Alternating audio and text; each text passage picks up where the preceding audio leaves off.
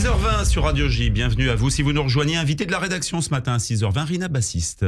Rina Bassiste, correspondante notamment à Paris pour la radio publique israélienne. Bonjour Rina. Bonjour Eva, Boker Tov.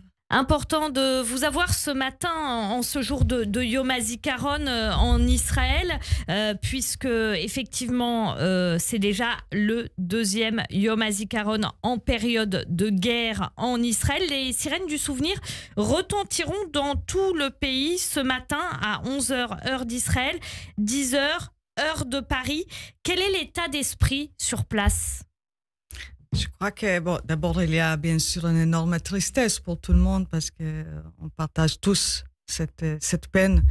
Et les familles, bien sûr, mais je crois que aussi tous les autres Israéliens. C'est une peine qui est, je vais dire, personnelle à nous tous. Mais à côté de cette peine, il y a aussi un désespoir parce qu'on est encore en période de guerre, on ne va pas à la fin. Il y a encore les 59 otages qui sont toujours à Gaza, et ces chiffres des soldats qui tombent, des civils aussi, ces chiffres, ils continuent à augmenter. Et donc une journée extrêmement difficile, je crois, pour tous les Israéliens.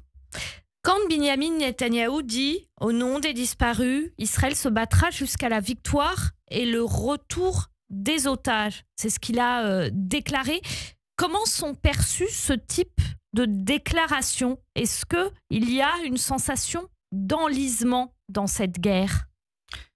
Je crois que c'est double, pas discours, mais les deux buts de la guerre.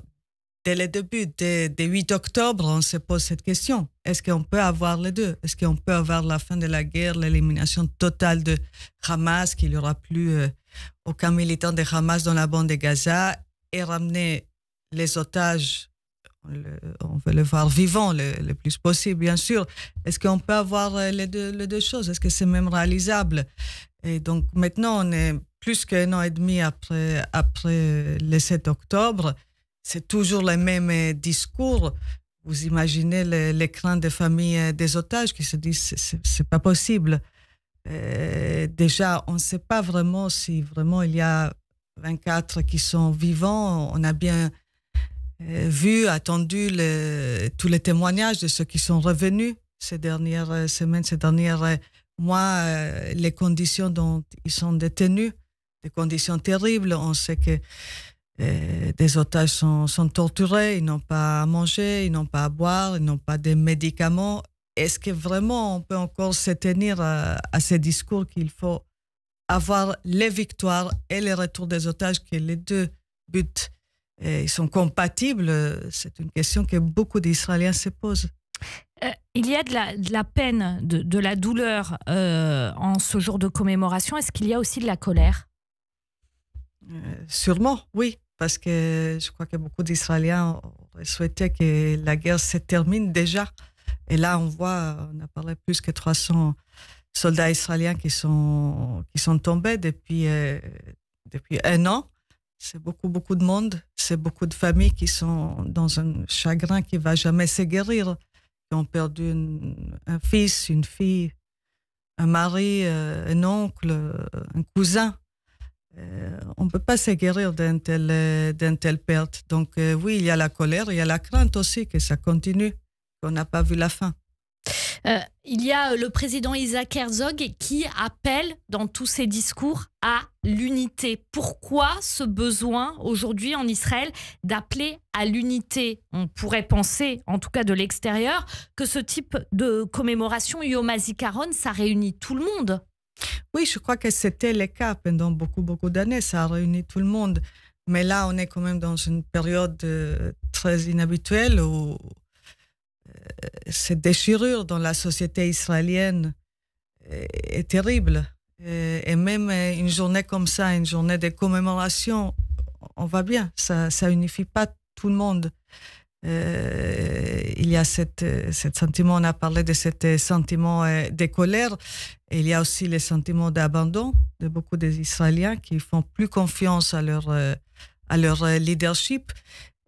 Vous savez, il y avait toujours, l'armée israélienne, c'était toujours quelque chose de sacré. On ne se posait pas la question, est-ce que l'armée fait tout ce qu'il faut faire pour protéger les Israéliens. Donc d'abord, ça c'est quelque chose qui est maintenant remis en question parce qu'on a vu ce qui s'est passé le 7 octobre. Et il y avait aussi toujours, je crois, les Israéliens, ils ont fait confiance aussi au leadership pour qu'on protège tous nos soldats. Est-ce que c'est encore le cas? C'est encore une question que les Israéliens se posent. Et donc, je crois que le président Herzog, il fait très bien d'appeler à l'unité. On en a besoin de ça en ce moment, plus peut-être que jamais, justement face à toutes ces épreuves que les Israéliens subissent à faire face. Ce soir, Israël va passer à la fête de l'indépendance, le Yom HaAtzmaut. Vous décrivez là, pour ce Yom HaZikaron, une ambiance lourde. Déjà, comme nous le disait Pascal Zonshine, d'habitude, c'est pas évident de passer du jour du souvenir à un jour de fête. Cette année, d'après ce que vous nous dites, probablement particulièrement. Comment est-ce que vous voyez ça, ces 2 jours consécutifs dans le climat que vous venez de décrire? Donc d'abord, bien sûr, c'est fait exprès. Je crois qu'il n'y a aucun pays dans le monde, si je ne me trompe pas, qui a mis côte à côte justement la journée la plus douloureuse peut-être de l'année à côté de la journée la plus festive. À la fin, c'est ça l'Israël. C'est la douleur et la joie qu'on ne peut pas les séparer. Parce que la naissance d'Israël, même l'existence du peuple d'Israël, il y a toujours cette côté de peine et il y a toujours cette côté de miracle. Mais vous avez raison. Et cette année, je crois que pour beaucoup de familles, les jours d'indépendance, ça ne sera pas une journée de fête.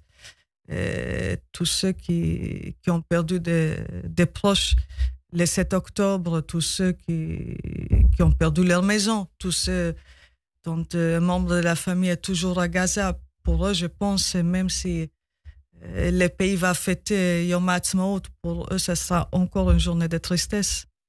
Depuis le 7 octobre aussi, ce qu'on a vu, c'est une remise en cause permanente de l'existence d'Israël, du sionisme, etc. Est-ce que ça aussi, ça donne une dimension aujourd'hui particulière à ces fêtes de Yom HaAtzmaut qui débutent ce soir?